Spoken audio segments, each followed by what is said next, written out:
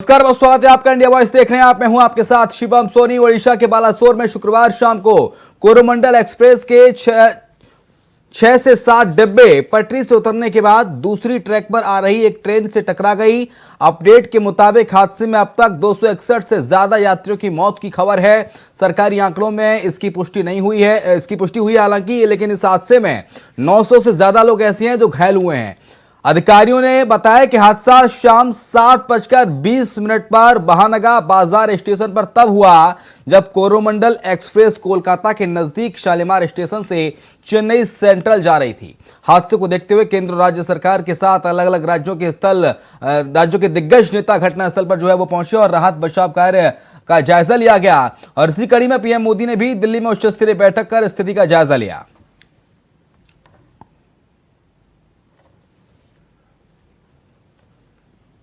तो भीषण सड़क हादसा हुआ है ओडिशा में, जहां पर पटरी से उतर गई कोरोमंडल एक्सप्रेस, जिसमें तकरीबन 300 लोगों की जान गंवाने की खबर है। 261 से ज्यादा लोगों की मौत हुई है। प्रधानमंत्री भी पहुंचे, तस्वीर आपको दिखा रहे हैं। पीएम मोदी की घटनास्थल का निरीक्षण किया, समीक्षा की गई और उनके साथ रेल मंत्री अश्विनी वैष्णव भी नजर आ रहे हैं।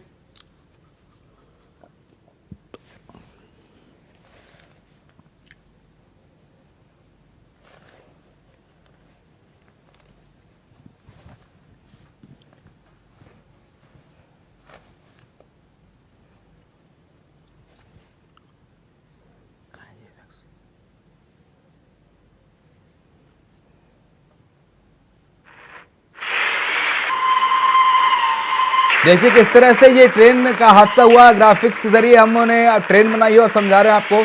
मालगाड़ी के ऊपर इस कोरोमंडल एक्सप्रेस की बोगियां चढ़ गईं और जिसमें कई यात्री फंस गए। 261 से ज़्यादा लोगों की जान जा चुकी है, तो वहीं 900 से अधिक लोग हैं वो घायल हुए हैं। 10-10 लाख के मुआवजे का ऐलान किया गया है। ग्राफिक्स के जरिए आपको समझा रहे हैं किस तरह से ये ट्रेन जो है वो दुर्घटनाग्रस्त हुई और पीछे से आ रही दुरंतो एक्सप्रेस ने भी इसमें टक्कर मार दी, टकरा गई दुरंतो एक्सप्रेस की गाड़ी, और जिसमें भी काफ़ी नुकसान हुआ है। कई यात्रियों की जान गई है।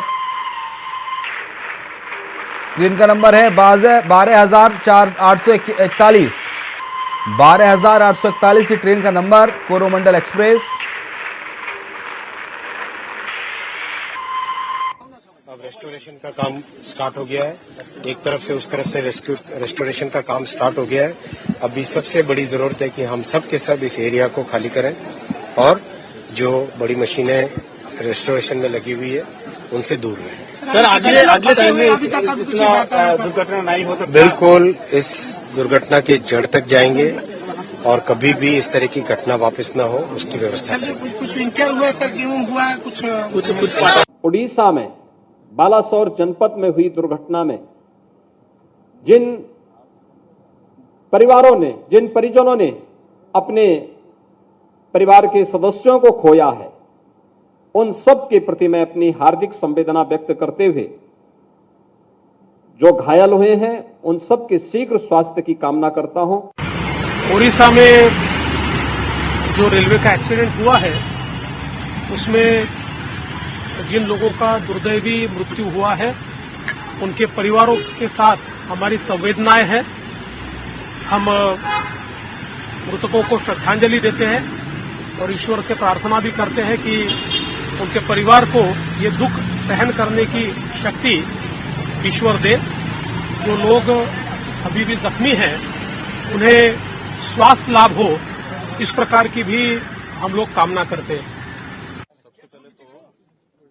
कल सायंकाल जो 2 ट्रेन्स का जो टकराव होकर के आपस में जो एक बहुत ही भयंकर एक्सीडेंट हुआ, दुर्घटना हुई, जिसमें लगभग 300 लोगों की जान चली गई।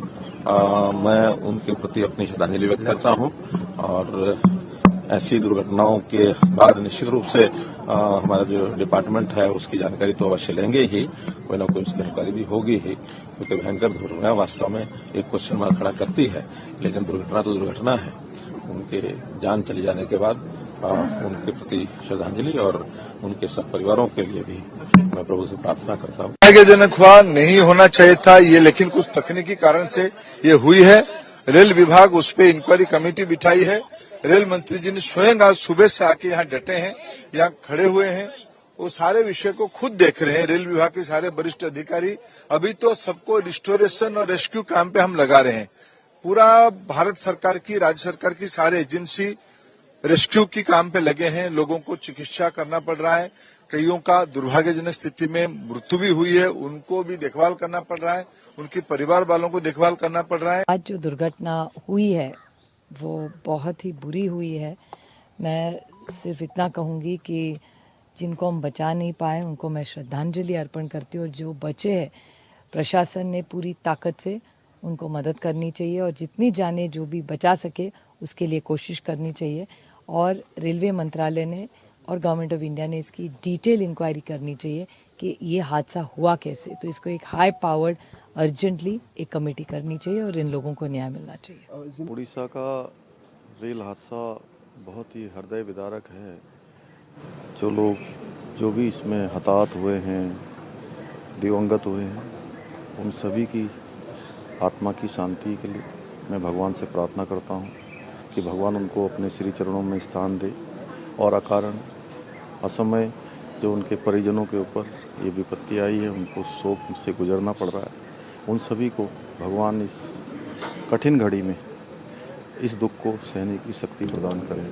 ओम शांति, ओम शांति, ओम शांति। उन्नाव की बात करेंगे, जहां बीजेपी सांसद मनोज तिवारी ने प्रेस कॉन्फ्रेंस की है। सांसद ने अमेरिका में कांग्रेस नेता राहुल गांधी के बयान पर अपनी प्रतिक्रिया दी। अपने प्रेस कॉन्फ्रेंस के दौरान मनोज तिवारी ने कहा कि फ्रस्ट्रेशन बढ़ता जा रहा है। राहुल गांधी अमेरिका में जाकर भारत के लोकतंत्र की निंदा कर रहे हैं। ये एक प्रकार का देश हित विरुद्ध काम है।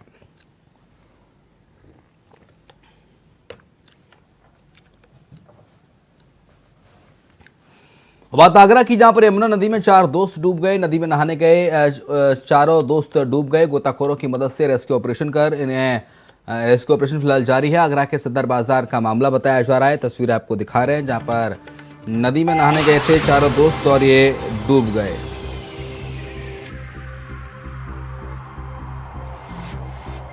तो बड़ी खबर, बड़ी जानकारी इस वक्त आपको बता रहे हैं। गोताखोरों की मदद से रेस्क्यू ऑपरेशन फिलहाल जारी है। आगरा के सदर बाजार का पूरा मामला बताया जा रहा है, जहां पर ये चारों दोस्त गए थे नदी में नहाने के लिए, और चारों दोस्त नदी में नहाने गए थे और डूब गए हैं। गोताखोरों को बुलाया गया और रेस्क्यू ऑपरेशन जो है वो चल रहा है।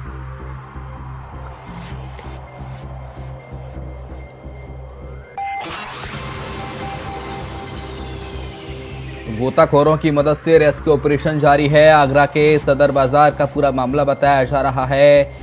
ये चारों दोस्त नहाने के लिए गए थे और ये डूब गए हैं, जिन्हें बचाने की हर मुमकिन कोशिश की जा रही है। रेस्क्यू ऑपरेशन किया जा रहा है और इनको बचाने की एक कोशिश। यहाँ चारों दोस्त डूब गए, नहाने के लिए गए थे।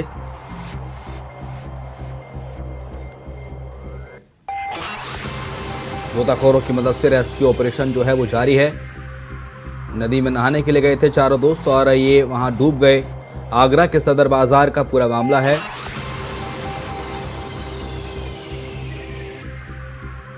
यमुना नदी में डूबे हैं 4 दोस्त। बड़ी खबर, बड़ी जानकारी आपको बता रहे हैं। नदी में नहाने के लिए उतरे थे चारों दोस्त और यहां पर डूब गए। नदी में नहाने के दौरान ये हादसा हुआ।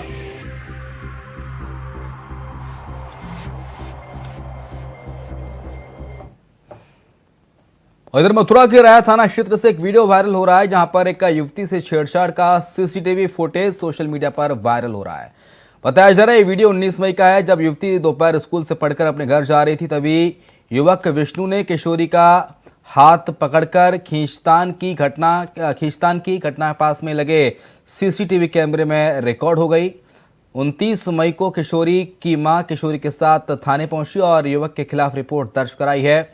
आपको बता दें कि पुलिस ने मुकदमा दर्ज कर आरोपी युवक की तलाश जो है वो शुरू कर दी है। तो विष्णु नाम का एक शख्स है, मथुरा के राया की ये घटना।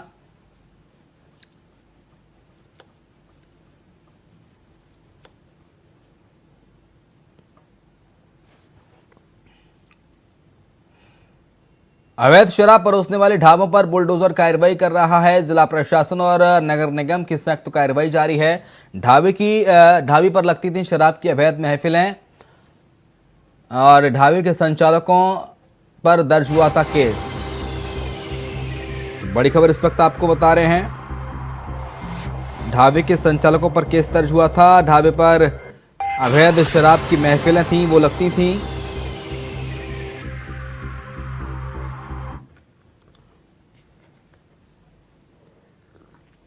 अवैध शराब परोसने वाले ढाबों पर एक बुलडोजर चला है। तस्वीर आपको दिखा रहे हैं। भोपाल से खबर, मध्य प्रदेश के भोपाल से खबर है, जहां पर ढाबे पर शराब की महफिलें लगती थीं, इसको नस्ते नाबूद कर दिया गया बुलडोजर के जरिए।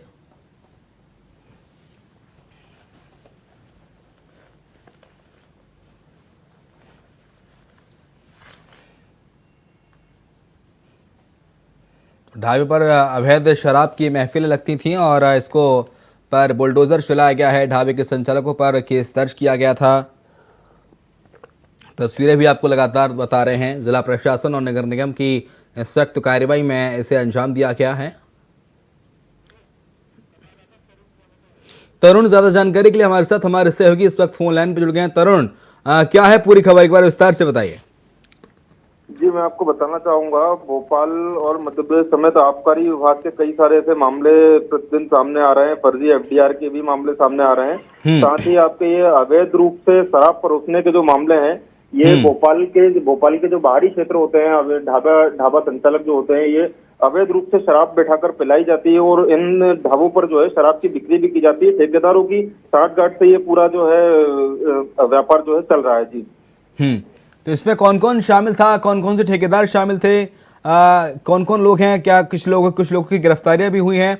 खबर है कि अवैध शराब की महफिल जमती थी यहाँ पर, अवैध शराब यानी कि जी, इसमें अवैध शराब कहने का तात्पर्य ये है कि ये जो होटल में अमूल्या गार्डन का जो नाम इसमें सामने आ रहा है, अमूल्या गार्डन में शराब बैठकर पीने की बात सामने आ रही है।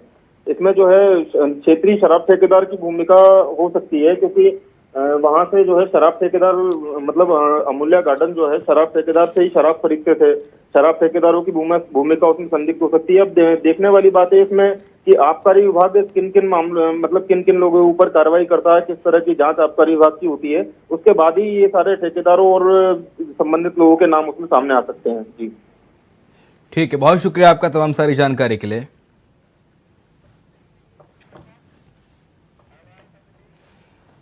और फिलहाल वक्त एक ब्रेक का, जल्द लौटेंगे। तो ब्रेक के बाद आपका स्वागत है बदायूं से खबर, जहां पर कथित पत्रकार पर छेड़छाड़ का आरोप लगा है। घर में अकेला देख महिला के साथ जबरदस्ती की पत्रकार ने। महिला के चिल्लाने पर फरार हुआ आरोपी। पीड़िता ने उगैती थाने में दर्ज कराई रिपोर्ट। महिला का आरोप है कई दिनों से पीछा कर रहा था। उगैती थाना क्षेत्र के कस्बे का पूरा मामला है, जहां पर पत्रकार पर यौन शोषण का आरोप लगा है। बड़ी खबर इस वक्त बदायूं से, जहां पर एक कथित पत्रकार पर छेड़छाड़ का, माफ कीजिएगा, यौन शोषण का नहीं, छेड़छाड़ का आरोप लगा है। एक कथित पत्रकार पर छेड़छाड़ का आरोप। घर में अकेला देख महिला के साथ की जबरदस्ती। महिला के चिल्लाने पर फरार हुआ आरोपी कथित पत्रकार। पीड़िता ने उगैती थाने में दर्ज कराई रिपोर्ट। महिला का आरोप है कई दिनों से कर रहा था पीछा। उगैती थाना क्षेत्र के कस्बे का है पूरा मामला। कथित पत्रकार पर यह छेड़छाड़ का मामला दर्ज हुआ है।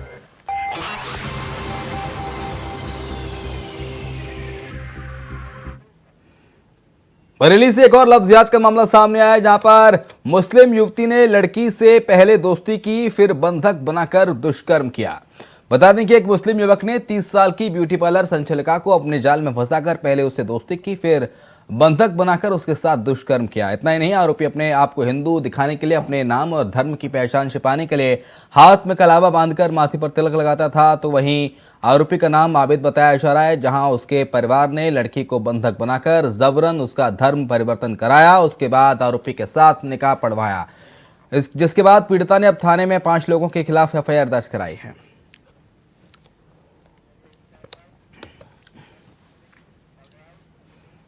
खबर गाडरवाड़ा से है, जहां पर जनपद के कुछ गांवों में प्रधानमंत्री ग्रामीण सड़कों का निर्माण कराया जा रहा है, जिसमें शासकीय अफसरों की मिलीभगत के चलते घटिया सड़कों का निर्माण ठेकेदार द्वारा कराया जा रहा है। बता दें कि ग्रामीणों ने सांसद से रोडों की जांच की मांग रखी। सांसद ने राज्यसभा सांसद की मदद से सड़कों की जांच एनक्यूएम दल द्वारा करवाई है।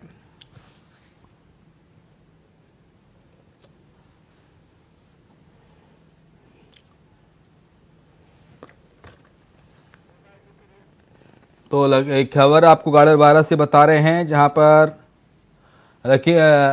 सड़कों की जांच कराई गई। ग्रामीण सड़कों का ये निर्माण है, इसमें कई सारी धांधली देखने को मिली है। अफसरों की मिली भगत से ये निर्माण कार्य कराया गया, ये बात यहां सामने आ रही है। ठेकेदार पर घटिया निर्माण का आरोप लगाया गया है।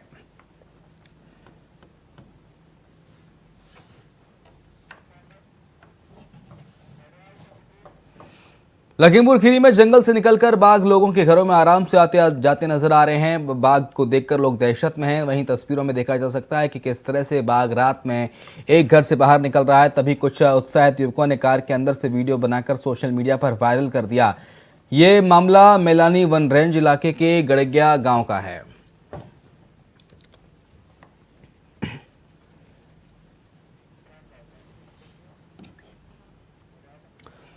अमरोहा की गंगाचोली से एक वीडियो वायरल हो रहा है, जहां पर स्टंटबाजी का खेल थमने का नाम नहीं ले रहा। आपको बता दें कि एक युवक ने बाइक पर सवार होकर जानलेवा स्टंट किया, जिसका स्टंट करते हुए वीडियो भी सोशल मीडिया पर वायरल हो रहा है। तो रील बनाने के चलते ये देखिए, स्टंटबाजी का शौक जो है वो महंगा पड़ता नजर आ रहा है। लोगों को कई बार अपनी जान तक गंवानी पड़ जाती है। इसलिए हम अपील करते हैं इंडिया वॉइस के जरिए कि स्टंटबाजी ना करें। ये स्टंटबाजी आपकी जान पर हावी पड़ सकती है।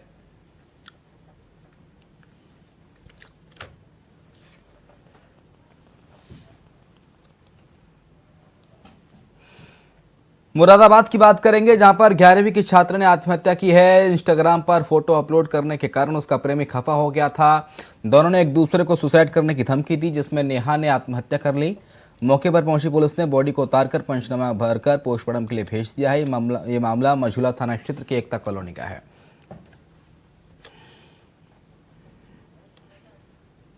प्रेमी के खफा होने के चलते आत्महत्या कर ली 11वीं की छात्रा ने। मुरादाबाद से खबर, जहां पर प्रेमी के खफा होने के चलते आत्महत्या की गई है। छात्रा ने आत्महत्या की है। 11वीं की छात्रा बताई जा रही है, जिसने अपने प्रेमी से खफा होकर मौत को गले लगा लिया।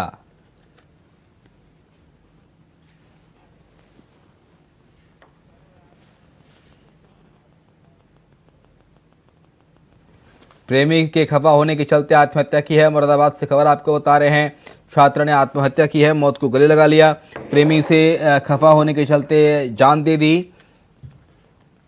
मुरादाबाद से खबर है, जहां पर मझूला थाना क्षेत्र के एकता कॉलोनी का ये पूरा मामला बताया जा रहा है। इंस्टाग्राम पर फोटो अपलोड करने के कारण उसका प्रेमी खफा हो गया था और फिर उसने मौत को गले लगा लिया।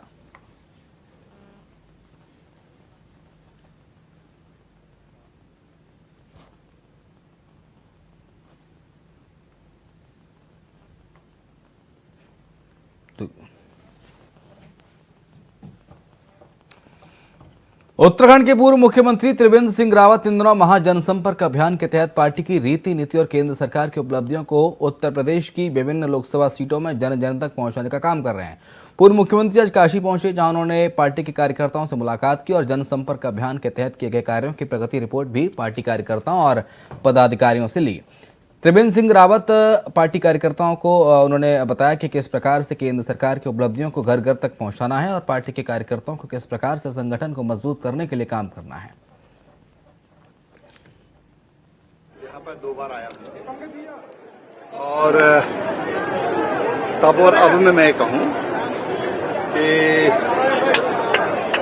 तब यहाँ हम लोग जो उत्तराखंड के लोग हैं, हमने बहुत गंगा जी को बहुत पवित्र स्थिति में देखा है, साफ सुथरी स्थिति में देखा था। तो ये लगता था कि जल का आचमन करना चाहिए या नहीं करना चाहिए, लेकिन आज जिस तरह से काशी के समस्त घाट अभी हम देखकर आ रहे हैं, इधर बाएं तरफ मणिकर्णिका घाट है, दाहिनी तरफ दशाश्वमेध घाट और नीचे 80 घाट तक हम लोग देखकर आए हैं, तो आज बहुत खुशी हुई। इसी के साथ इस बुलेटिन में इतना ही। खबरें लगातार जारी हैं।